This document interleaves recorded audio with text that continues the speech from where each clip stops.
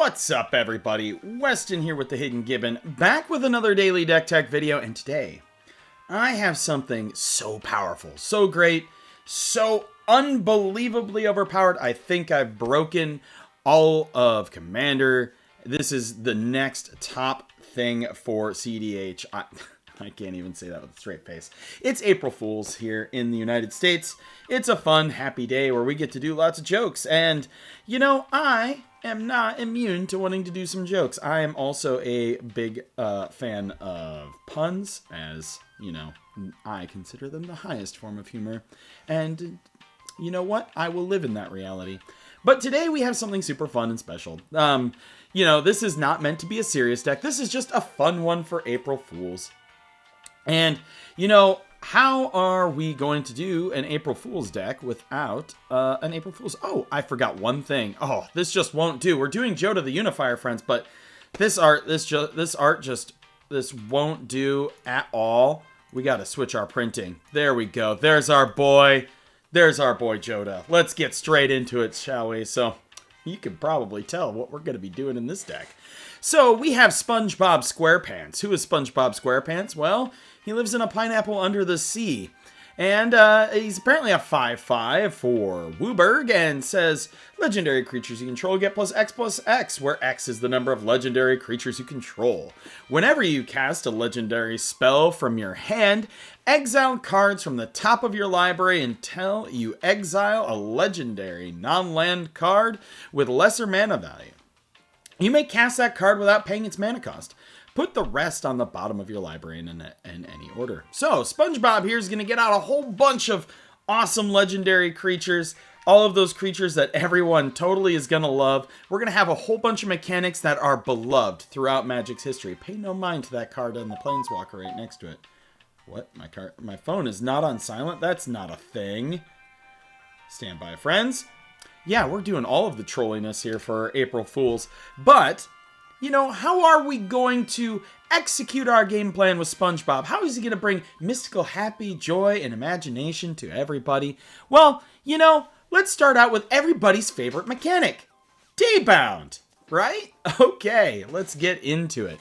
So, Daybound here is a mechanic that simply says if a player casts no spells during their own turn, it becomes night on the next turn.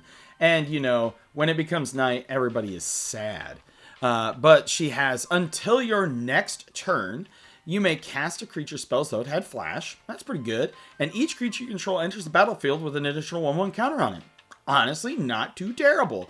And -3, create 2/2 green wolf creature tokens. And when it's night, Nightman. Wah. We have Nightbound. If a player casts at least 2 spells during their own turn, it becomes day the next turn. Any player. Also, this is very fun and a great mechanic that definitely doesn't cause a whole bunch of game state problems and annoyingness on the way. Yes, you do have to track day-night once it's activated for the rest of the game. You do. It's required. But in the night version, you get to do +2, add Gruul mana, and 0. Until end of turn, Arlen becomes a 5/5 werewolf with trample, indestructible, and haste. All right, now into our boys, our squad, our epic team that is banding up from across the multiverse. We've got ourselves some guys from in-universe, and then I know how much everyone loves Universes Beyond, so that's not even ironic for me. I do love Universes Beyond, but these guys have assembled to come help out our glorious Universes Within cards to do what we can do. First, we have Alexios Deimos of Cosmos. I know how much everyone loves playing against this card. He's a trample 4/4 for 4, and when he attacks each turn, if able, cannot be sacrificed and cannot attack its owner. So, you know what? Get dunked on, friends. At the beginning of each player's upkeep, that player gains control of Alexios, untaps it, and puts a 1/1 counter on it. Gains haste until end of turn. So he's going to come smashing in. He's going to be like Miley Cyrus on a wrecking ball and just start beating your opponent's faces in. Next up, we have April O'Neil Hacktivist, because everybody loved the turtle set. I remember people putting nice comments that totally didn't get auto-filtered out by YouTube when I did some Turtles deck techs. But she's a 1/5 for 4, and at the beginning of your end step, draw a card for each card type amongst spells you've cast this turn. Not too bad. Not too bad at all. Next, we have Aisha Tanaka. They have banding. I will explain banding here in a second, and you still won't understand it. We have tap, counter target artifact, effect requiring an activation cost, unless that artifact's controller pays one white. Play this ability's interrupt. So tapping, using mana, sacrificing, you can counter it unless they pay 1. But more importantly, it has everybody's favorite mechanic that nobody understands in all of Magic the Gathering. Let's zoom in here. We're doing the super awesome high-tech edits here. We got banding. Banding is any creatures with banding and up to 1 without can attack in a band.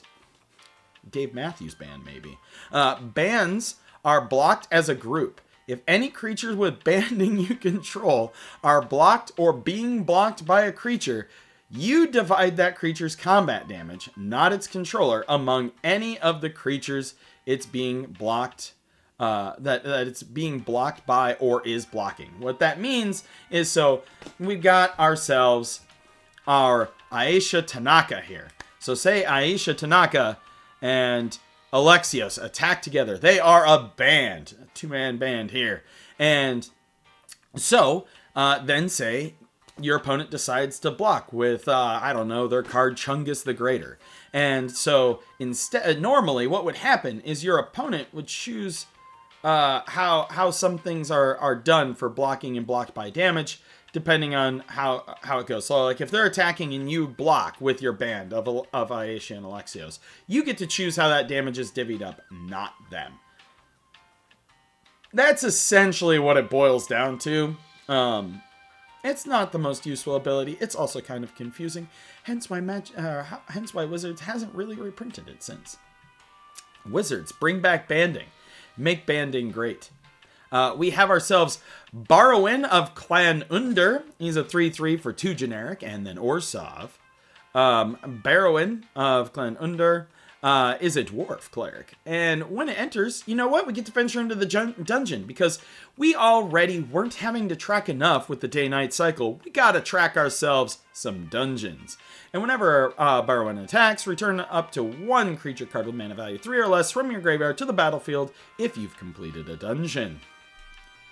Next up, we have Blighted Agent, because, you know, I wouldn't be making the best deck, most happy time fun deck of all time if I didn't include Infect.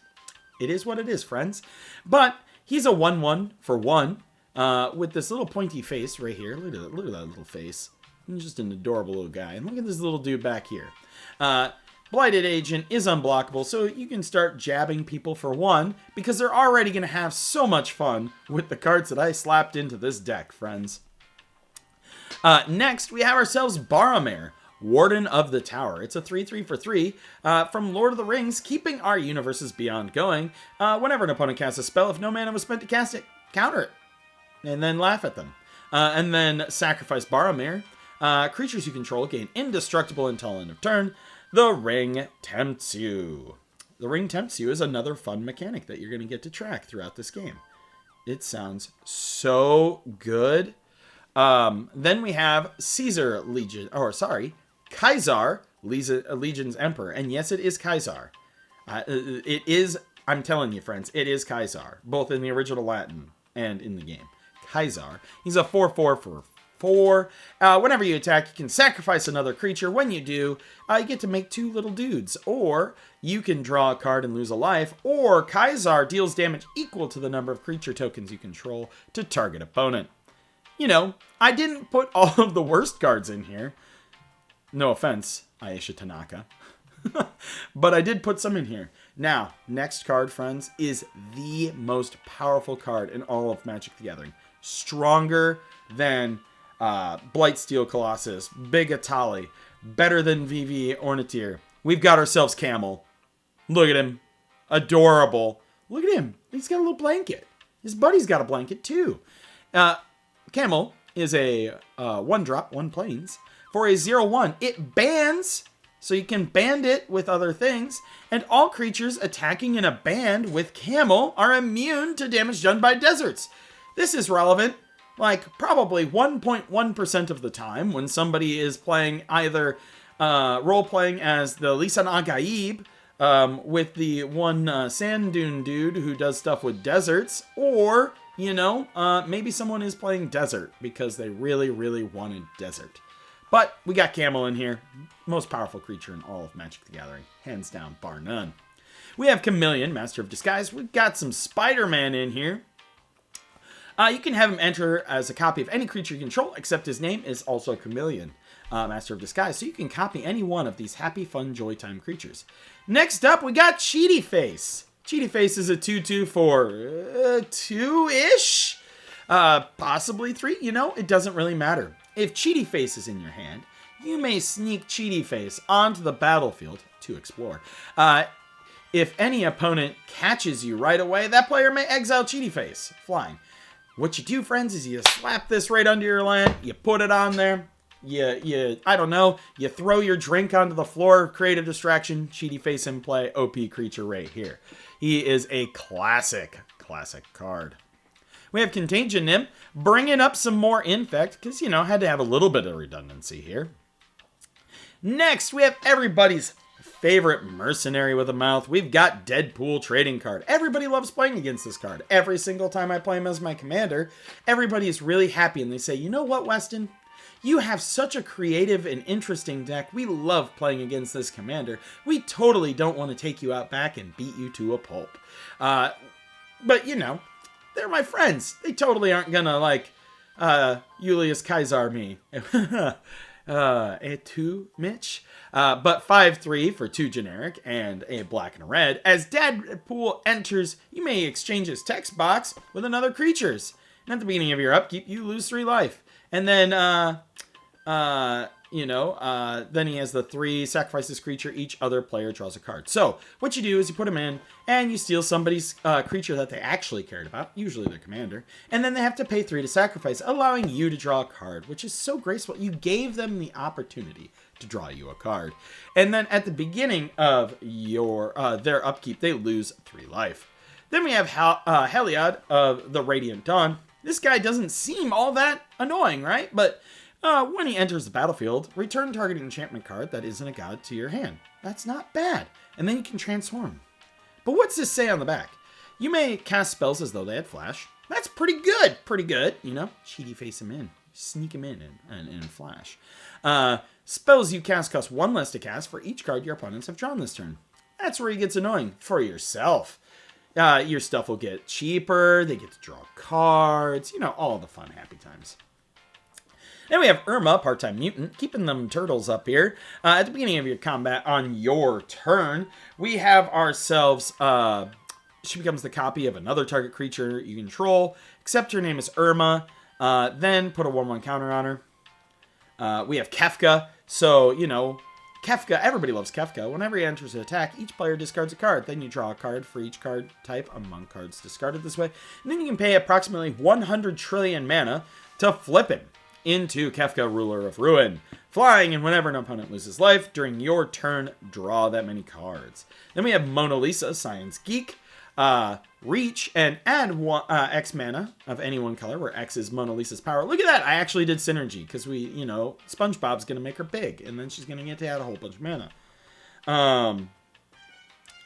And then we have ourselves another Enters the Dungeon card when Nadar,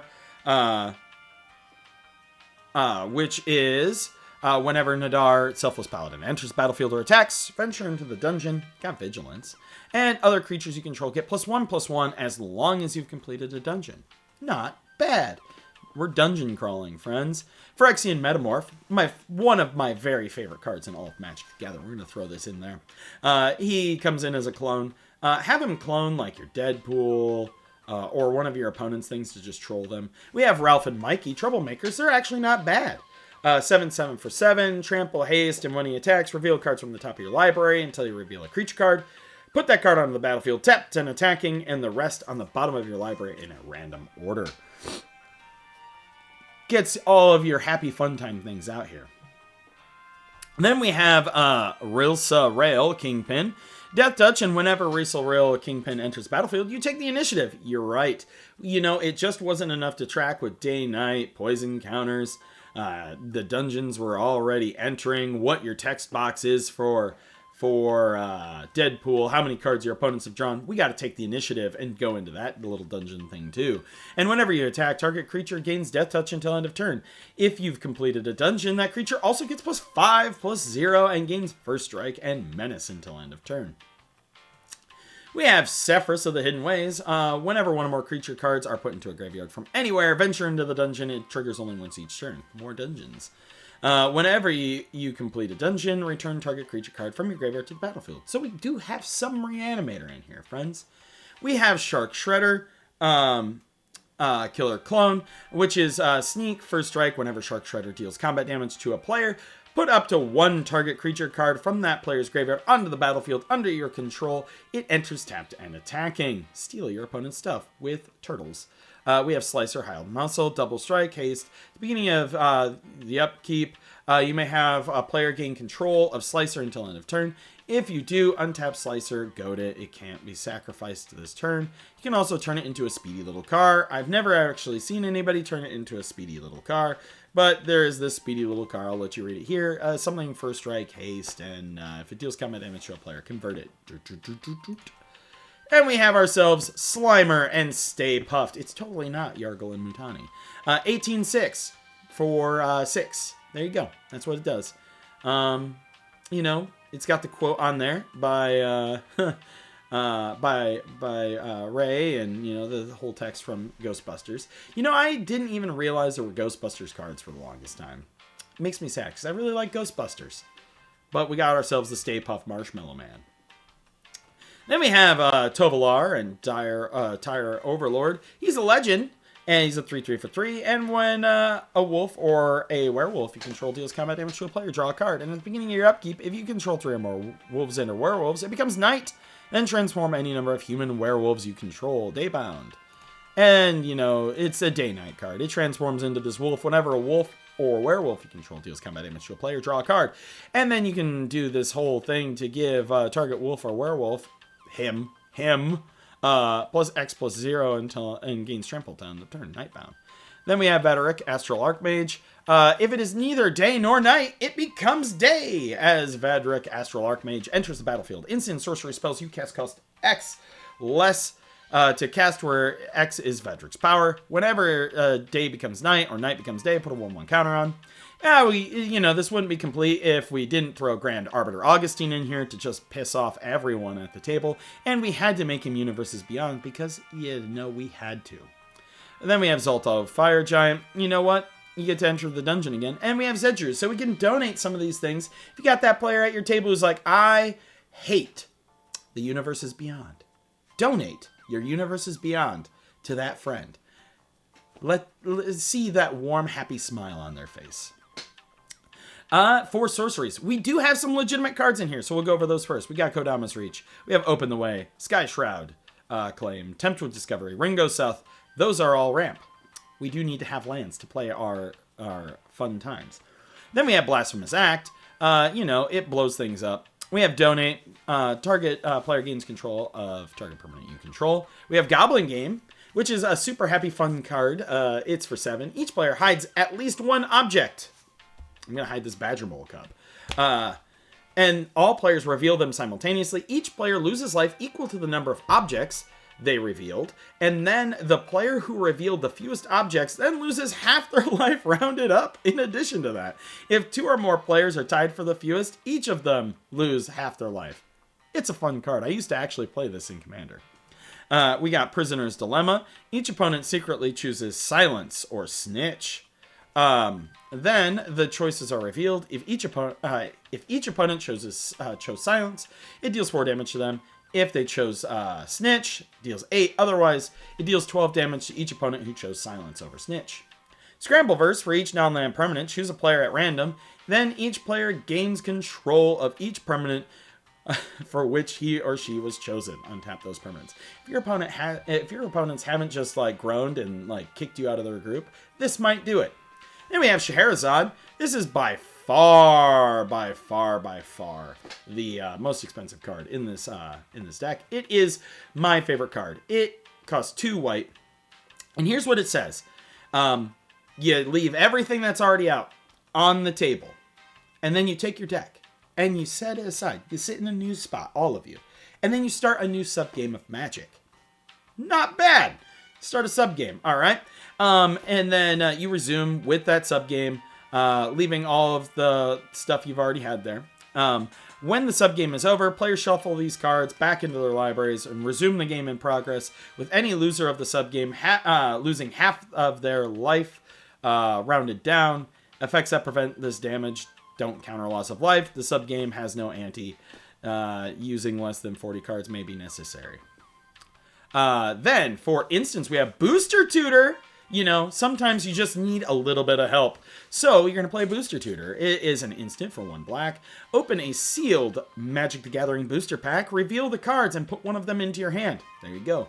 Fun fact for you. We did a draft back in the day where I had unhinged... I had drafted this and put it on an Isokran Scepter. Because I drafted Isokran Scepter out of a Mirrodin pack, and I opened a lot of packs. It was super fun. We have Chaos Warp, classic. Continue. Choose up to 4 creature cards in a graveyard that were put there from the battlefield this turn. Return them to the battlefield. We have Fork. Any sorcery or instant spell is duplicated, and you choose new targets. We have Formation. Target creature gains banding until end of turn. Draw a card at the beginning of the next turn's upkeep. This is a troll card. You will be able to make a band when blocking, and then you'll make someone very, very sad. Also, look at all these snowy emus on there. I think they're emus. Who knows? They might be terror birds. Artifacts. We got Arcane Signet, Chromatic Lantern, because we are in 5 color. Soul Ring is in here as well. Look, ooh, pizza. We have Helm of Chatsuk. Which is tap 1, tap it. Target creature gains banding till end of turn.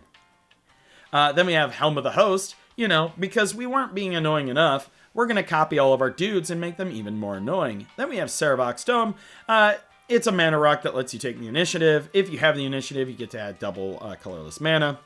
We have the Celestis. It does day-night things. It also adds a mana. And if it's night, it becomes day. Otherwise, you can start switching day-night just to confuse people. And then we have Trailblazer's Torch. You take the initiative. Enchantments. We have Cathar's Crusade. Now you're like, Weston, this is a legit card. Yes, but it is one of the most annoying cards in all of Magic the Gathering to keep track of. I hate it. I hate playing with this card. I really do. So it's in here. We have Confusion in the Ranks. Whenever an artifact, creature, enchantment comes into play, its controller chooses target permanent another player controls that shares a type with it, exchange them. So you get to steal their things, and they get to steal your things. It's fun. Corrupted Conscience. You control a creature. It has Infect. We do have a couple things that are legit in here. We have Day of Destinies, which is legendary creatures get +2/+2, and Flowering of the White Tree, giving your legendary creatures +2/+1 and Ward 1. We have Endless Foot Assault in here. Turtle's Guard. That's why it's in here. Extravagant Replication to copy. Hive Mind. Whenever a player casts an instant or sorcery spell, each other player copies that spell. I've had a stack in a game with Hive Mind where it went on for like 37 minutes. It was something. And then we have Kellen Joins Up. Whenever a legendary creature enters the battlefield under your control, you put a 1/1 counter on each creature you control.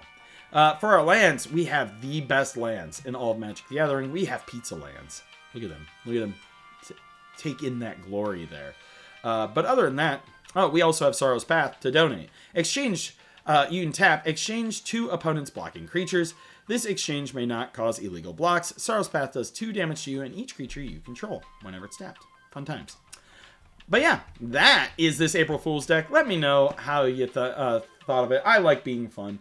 As always, I'm Weston with the Hidden Gibbon. This deck tech is 24 minutes, which means I'm probably going to have to use DaVinci over Canva to edit. No! But I hope you all have a wonderful day.